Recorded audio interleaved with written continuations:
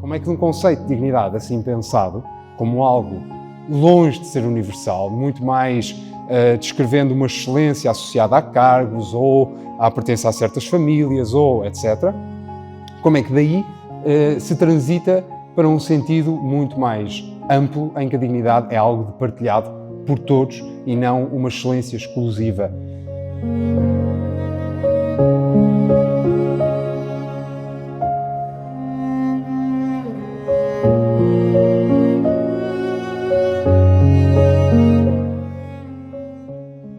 Muito boa noite a todos, sejam bem-vindos. Como alguém escrevia há pouco nas redes sociais, vamos abraçar a chuva como dignidade. A chuva, o mau tempo, as tempestades, vamos abraçá-las com dignidade e por isso estamos aqui. Estamos a iniciar um ciclo de conferências que intitulamos Dignidade Infinita, Fundamentos, Desafios e Perspectivas. E hoje é a primeira sessão, em que vamos falar dos princípios fundamentais da dignidade humana. Reconhecendo o complexo momento histórico em que vivemos, em que parece estar obscurecida na consciência de muitas pessoas o conceito de dignidade da pessoa humana, é com sentido de dever que o Polo de Coimbra do Centro de Estudos de Bioética, na sua missão abrangente de tocar em tudo o que exija uma reflexão ética sobre a vida, decidiu promover este ciclo de conferências. Não ficámos indiferentes à declaração da Santa Sé sobre a dignidade humana, intitulada Dignitas Infinita, e quase um ano depois da sua publicação, que ocorreu a 2 de abril de 2024, decidimos revisitá-la convosco. Obrigada por terem vindo. E vou partilhar aqui algo que me tocou nestes dias, enquanto estávamos a preparar esta conferência, um excerto de um vídeo do discurso do presidente Ronald Reagan em 1985 no Parlamento em Lisboa. Não sei se o viram, circulou aí pelas redes sociais. Na altura eu era uma criança, tenho uma vaga ideia que havia líderes políticos fortes a nível mundial, conhecia-os pelo nome, reconhecia-os quando os via na televisão, obviamente não me lembro deste discurso, mas quando o ouvi há poucos dias, percebi que tinha tudo a ver com o que estávamos a fazer aqui 40 anos depois. Dizia Ronald Reagan, e passo a citar: a nossa reivindicação da liberdade humana e a nossa sugestão de que os direitos inalienáveis vêm de alguém maior do que nós estão ancorados no transcendente. Ele acreditava na dignidade humana, acreditava que os seres humanos não eram apenas um aglomerado de átomos, uma parte do universo material. E dizia isto no seu discurso. Nesse discurso, Ronald Reagan, presidente de uma das duas superpotências do mundo de então, falou da dimensão espiritual do homem. E falou do Papa João Paulo II, seu contemporâneo, que tinha sofrido um terrível atentado poucos anos antes e que não se cansava de recordar ao mundo a verdade sobre a dignidade humana. E falou ainda sobre o poder, referindo, e volto a citar, que no exemplo de homens como João Paulo II e nas orações de pessoas simples em todo o mundo, pessoas simples como os pastorinhos de Fátima, reside mais poder do que em todos os grandes exércitos e estadistas do mundo. Isto era há 40 anos, os discursos dos líderes políticos. Hoje viemos aqui revisitar os princípios fundamentais da dignidade humana. Poderemos falar deste conceito sem nos referirmos ao transcendente? Estará a dignidade humana sujeita às circunstâncias de cada um num dado momento? Ou será intrínseca a cada ser humano? Estas e outras questões, vamos procurar vê-las respondidas de certa maneira aqui neste serão. E passo, por isso mesmo, a apresentar os 3 ilustres oradores que não hesitaram em dizer sim, logo no primeiro momento em que foram convidados para estar aqui connosco. Comecemos pelo primeiro. João Diogo Loureiro é mestre em Estudos Clássicos, doutor em Filosofia, estando agora a frequentar o mestrado em Estudos Editoriais na Universidade de Aveiro. E está atualmente a trabalhar como editor nas Paulinas Editora. Aqui um pequeno pormenor. Pertenceu aqui à coordenação do Polo SEB, até há muito pouco tempo atrás, no primeiro mandato, e agora foi a vez de chamarmos para nos ajudar de outra maneira, com o seu pensamento e com os seus conhecimentos filosóficos nesta sessão. Trazer-nos um pouco de história e de filosofia. A Declaração Dignitas Infinita, no número 2, refere a Declaração Universal dos Direitos do Homem, 1948, como sendo o eco, por parte das Nações Unidas, da dignidade ontológica e do valor único e iminente de cada mulher e cada homem que existem neste mundo.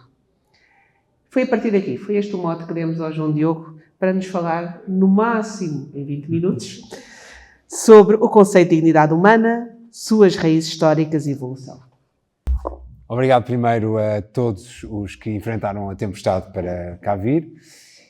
Obrigado também ao Paulo de Coimbra do SEB por este convite, obviamente tendendo justamente ao que acabou de ser mencionado, foi com grande alegria que o acolhi.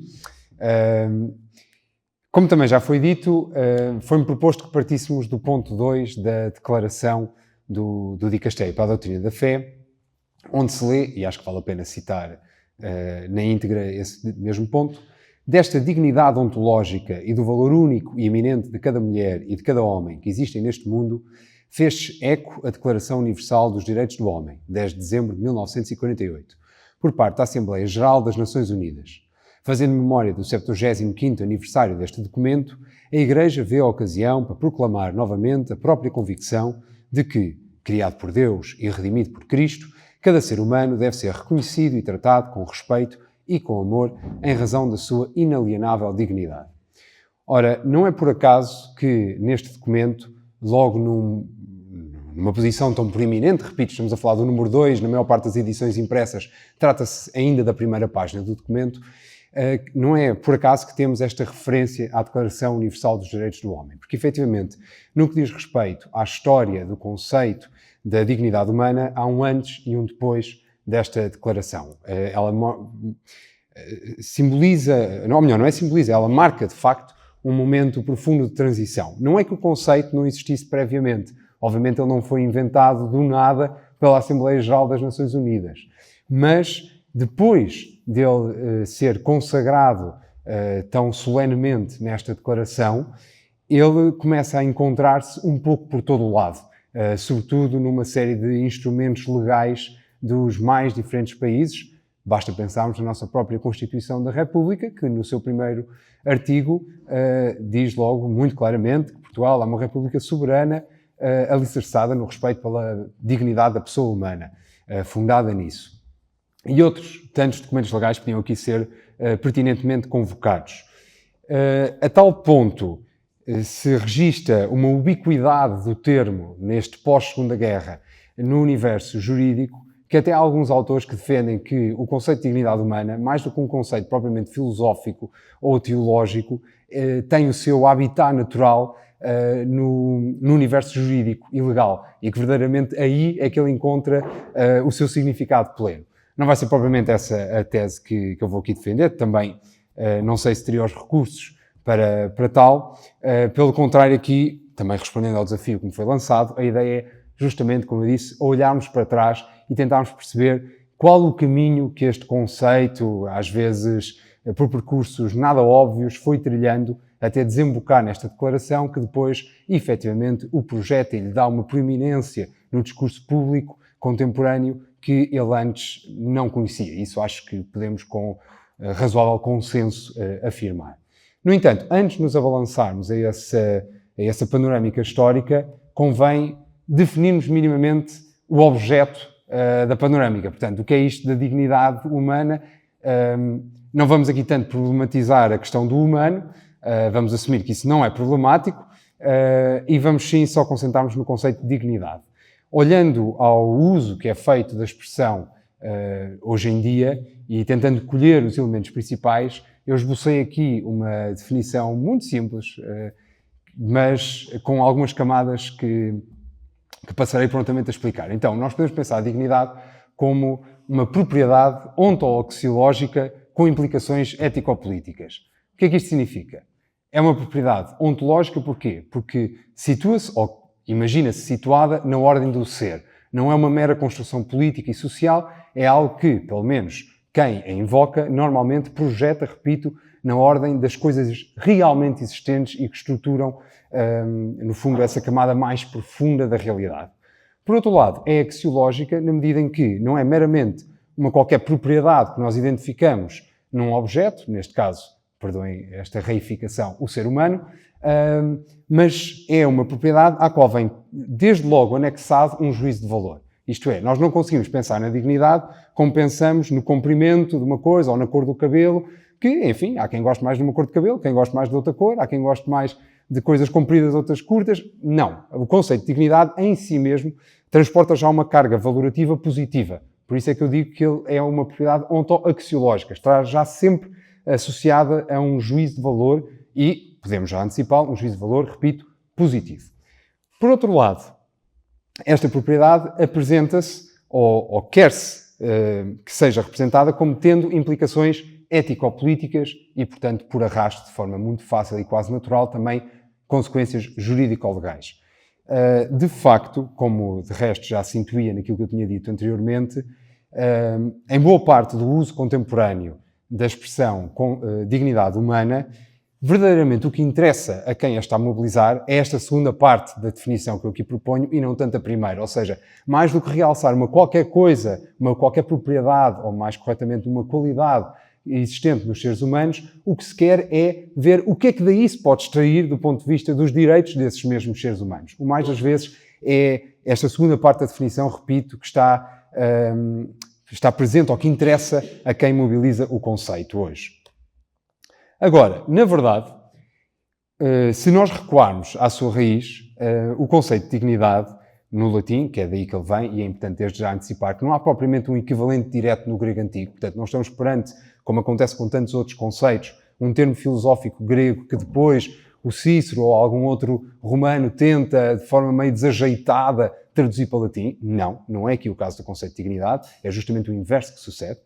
No latim, dizia eu, se nós formos olhar ao sentido da palavra dignitas, dignitatis, vemos que ela tem um sentido bastante afastado deste que eu acabei de escrever e que penso que, se lhe tirarmos as vestes filosóficas que eu lhe dei, é razoavelmente partilhado pelas pessoas nesta sala e pelo menos pelos falantes em geral. Se nós abrirmos um dicionário de latim-português e formos ver o que é que aparece no verbete relevante, vemos coisas como, por exemplo, e estou a ler do dicionário da Porta Editora, consideração, estima, prestígio, categoria, situação social ou política, cargo honorífico. Lembrem-se, por exemplo, da palavra ainda em português de dignatários, justamente ainda evoca esta noção de dignidade. Nós ainda continuamos a falar de dignidades eclesiásticas, como o título de Monsenhor, por exemplo. É muito mais esta noção de dignidade que o português conserva nas franjas do conceito, que no latim está no seu centro. Portanto, a pergunta aqui que verdadeiramente interessa fazer nesta resenha histórica é como é que um conceito de dignidade assim pensado, como algo longe de ser universal, muito mais descrevendo uma excelência associada a cargos ou à pertença a certas famílias ou etc., como é que daí se transita para um sentido muito mais amplo em que a dignidade é algo de partilhado por todos e não uma excelência exclusiva. Ora bem, se forem ler histórias aqui do conceito de dignidade, tipicamente aponta-se para Cícero, de quem já aqui falei há pouco, como o primeiro a ter de algum modo esboçado este alargamento do conceito de dignidade e a ter sido o primeiro a pela primeira vez ousar colar esta noção à raça humana como um todo. O passo relevante é um passo de um livro célebre do Cícero, dos Deveres, que foi traduzido, entre outros, pelo Dom Pedro, o irmão do Dom Duarte, e eu justamente vou ler o passo que aqui nos interessa na tradução do Dom Pedro. Não estranhem por isso algumas palavras, mas acho que é engraçado enquanto objeto histórico também. Isto surge no contexto de uma reflexão em torno da temperança. Então, diz ele, pertence a toda esta questão do ofício sempre ter ante seus olhos a vantagem que tem a natureza humanal dos gados e das outras bestas. Elas não sentem outra coisa senão deleitação, e aquilo seguem com todo o seu desejo. Mas aqueles homens que são inclinados a seguirem suas deleitações, pouco lhes mingua de serem de geração de bestas, que alguns homens há aí que o são per nome, mas não per feito. E por este se pode entender que as deleitações do corpo não são dignas à excelência do homem, e que devem ser refriados e desprezados. E se quisermos guardar a dignidade e excelência da humanal natureza, bem conheceremos que é muito torpe coisa de nos deixarmos escorregar em luxúria e de viver delicado e viciosamente. E por lá continua.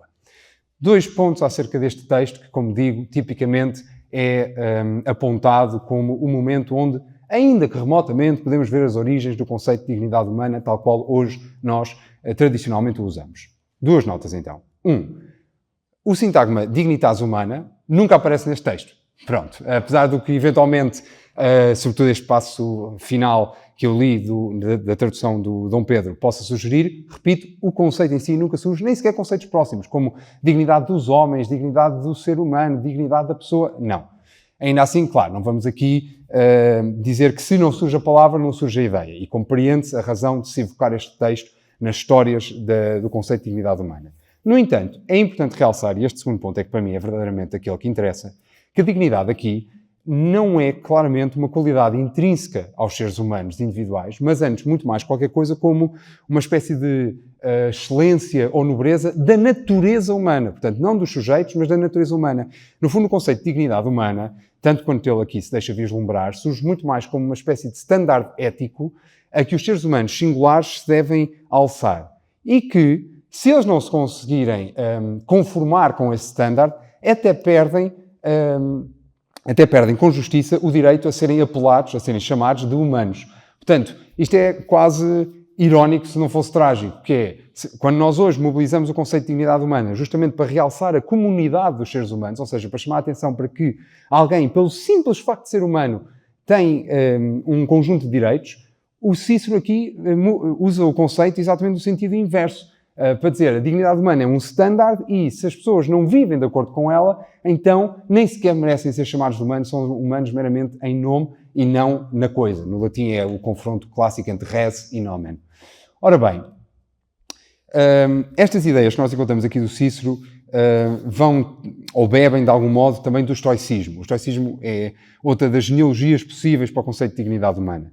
Os estoicos, de facto, são dos primeiros a falar da comunidade dos seres humanos como um todo. Eles partem de uma famosa frase do Diógenes de Sinope, falsamente atribuída no Metro de Lisboa a Sócrates: sou um cidadão do mundo, e trabalham esta ideia para, no fundo, começarem a falar e a dar um peso filosófico que antes não tinha à noção de comunidade humana global.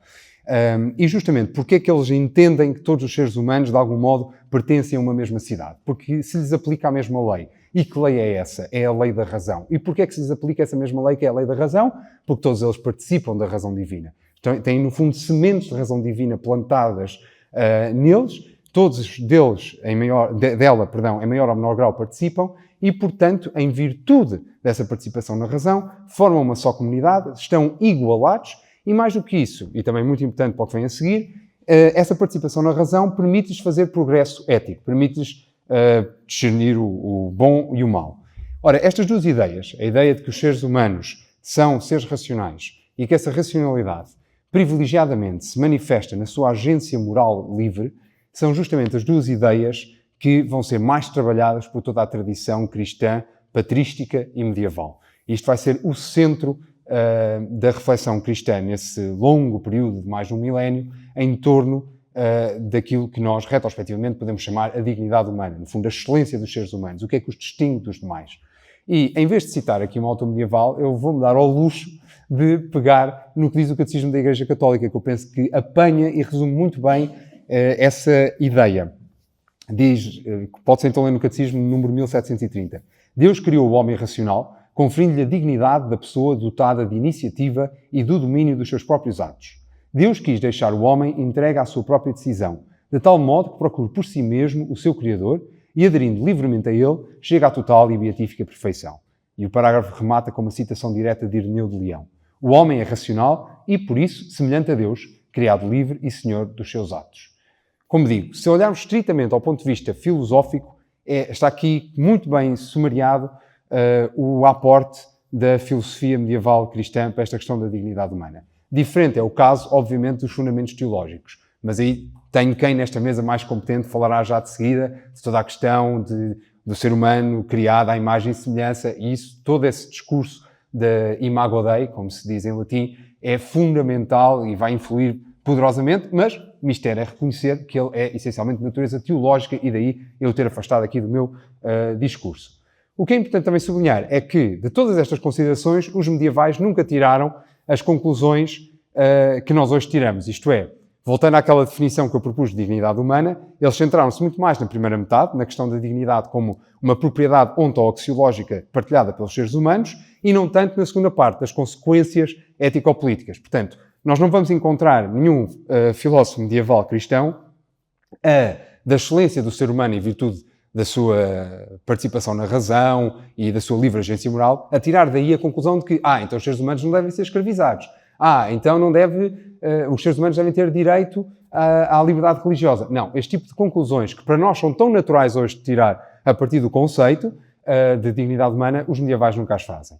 E, no fundo, o interesse geral filosófico, também nas centúrias seguintes, já do Renascimento e da chamada Primeira Modernidade, vai concentrar-se muito nesta tal primeira metade do conceito e não da segunda metade. Ou seja, nesta ideia do ser humano como um ser excepcional sobre todos os outros, ideia que, na verdade, se quisermos escavar, nós já temos famosamente condensada nos primeiros versos de um dos coros da Antígona, que começa justamente com coisa assombrosa é o homem, de todos os prodígios o maior. É esta mesma ideia que encontramos, por exemplo, no discurso sobre a dignidade do homem do Pico della Mirandola, que inclusivamente é citado, ou melhor, há uma nota aqui na declaração do Dicastério para a Doutrina da Fé que remete para esse discurso. Um discurso que, a meu ver, e não estou isolado no meu juízo, tem sido demasiado sobrevalorizado, ou seja, o Pico não diz tanto quanto as pessoas quiseram ler lá, na verdade está muito mais em continuidade com fontes anteriores a ele do que se pensa, e de resto o próprio nome do discurso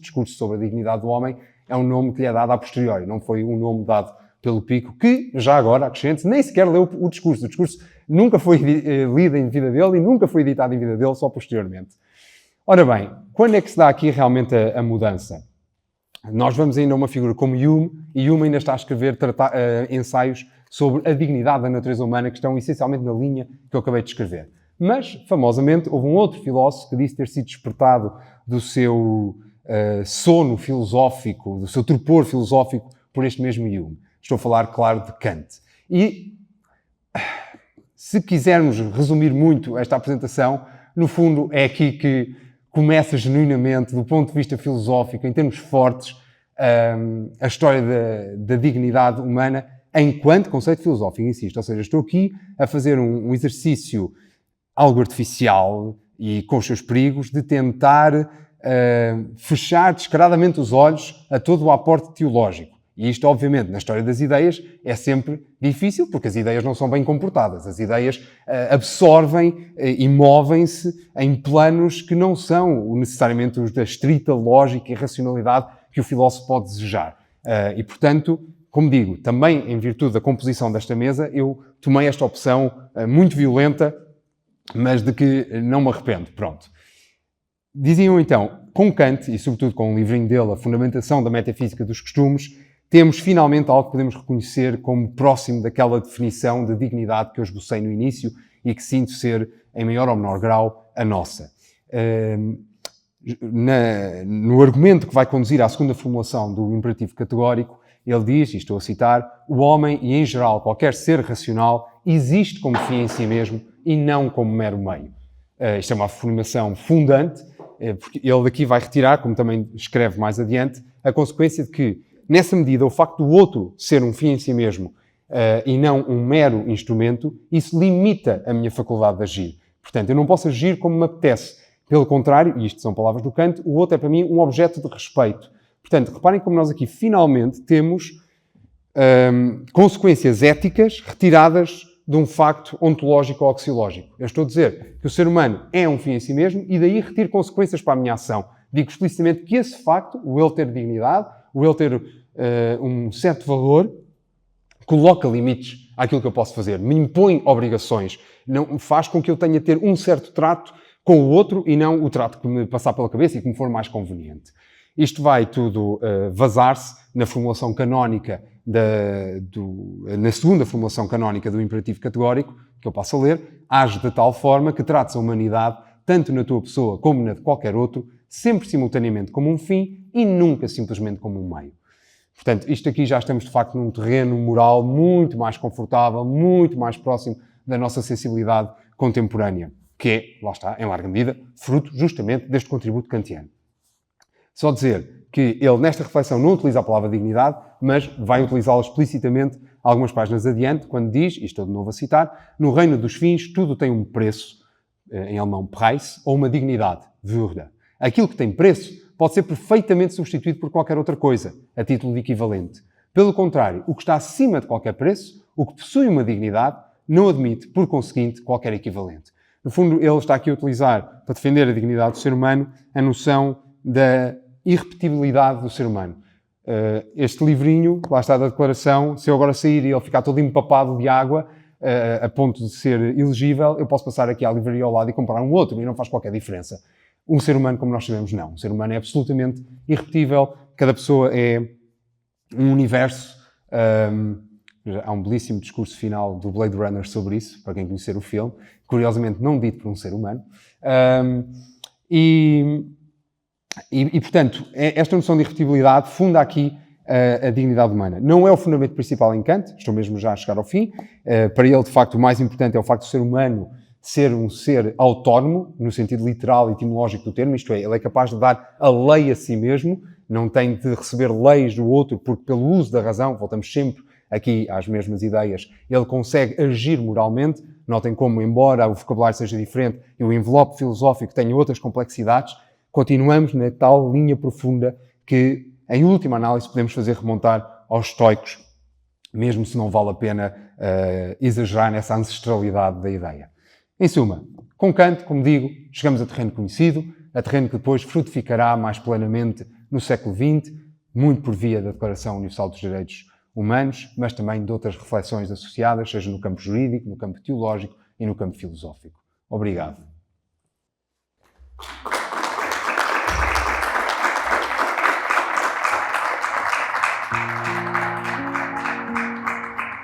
Muito obrigado, João Diogo, por esta viagem no tempo, na filosofia, e penso que não fui só eu que ficamos com vontade até de ouvir mais.